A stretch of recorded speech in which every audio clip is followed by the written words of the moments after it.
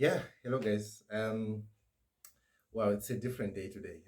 We are going to talk about serious stuff, no jokes. So what are we talking about today? Today we want to talk about applying the approaches of Karl Marx in international division of labor. Yeah. So this will obviously be a topic that's interesting for those interested in academics, economics, um, international political economy itself. Yeah. Um, yeah, and of course politics as it applies in modern societies. So to talk about this discussion, let's start with Karl Marx himself as a philosopher, as a writer. What is he interested in, and what does he write about? So Karl Marx is interested in explaining the functionality of capitalism in societies.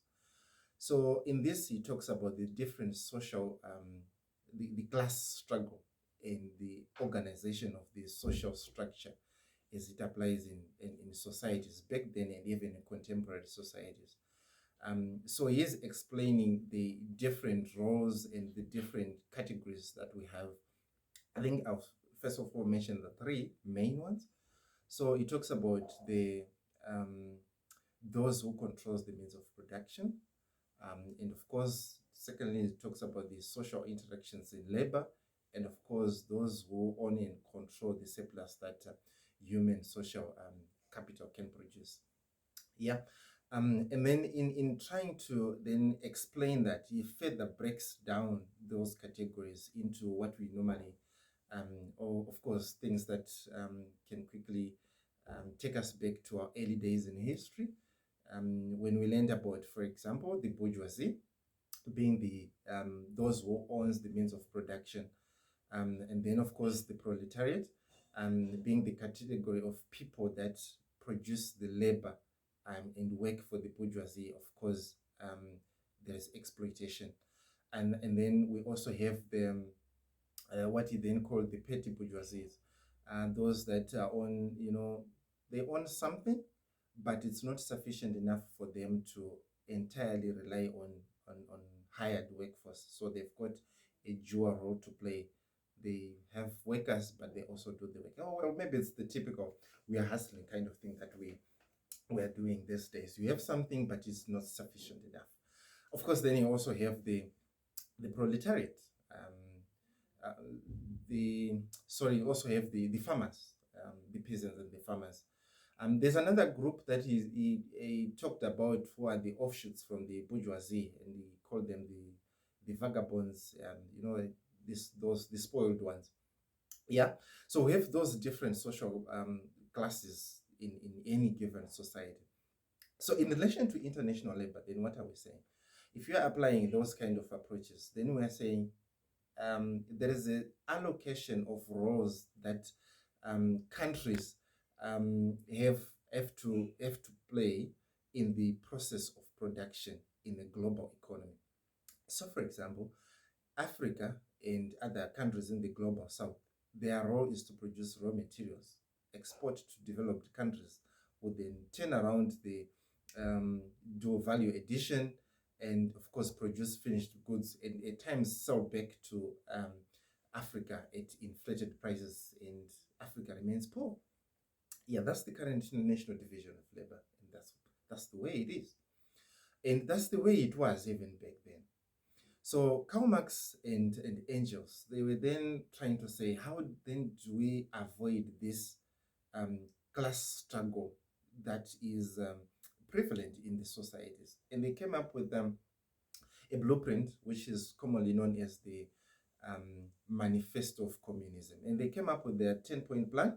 I would really encourage you to read that.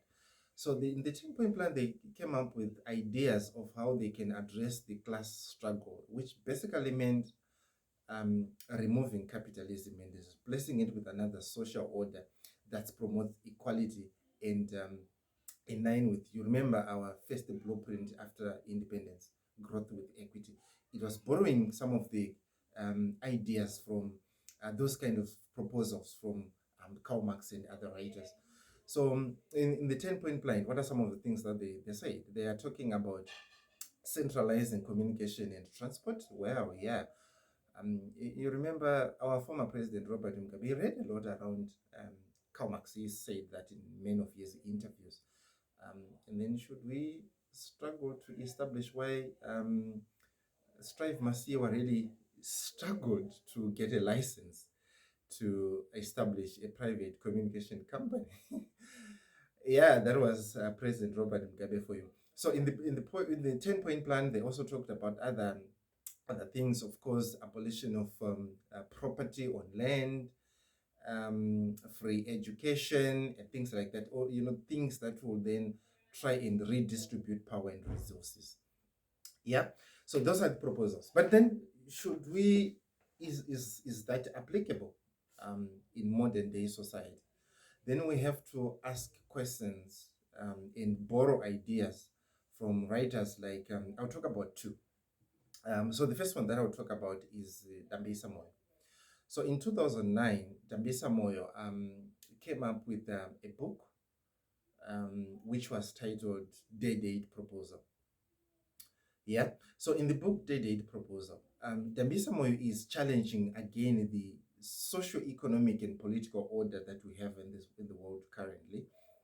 By that, she says, if Africa is to develop, they don't need democracy and multi-party democracy.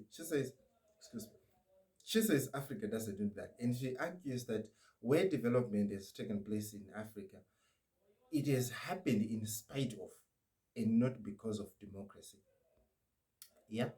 So and she goes on to say, if Africa is to develop, it doesn't necessarily need to follow the principles of democracy and all the other things that we are always fighting about in Africa. And she points out examples of countries that have actually developed without democracy.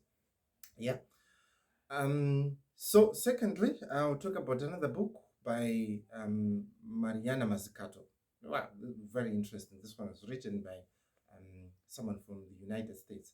So Mariana Mazzucato is also bringing other ideas that we can borrow as countries in the global south.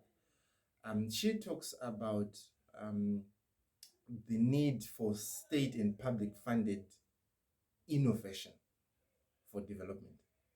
So in this, she's arguing that the US developed because of investments in technology and not necessarily through the free market economy that we are always meant to believe. And she even mentioned that if the rest of the world is to become what US is today, then they've got to do what the United States actually did and not what they tell you they did.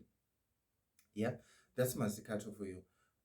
So she is arguing that governments have got to invest in technology and support that kind of innovation. And she argues that if the government has got to be the key and leading risk taker in innovative enterprises. Yeah. So, and of course, there are clear examples to support the ideas. Look at what China has done with global giants like TikTok, Alibaba, etc. And this was the way to go.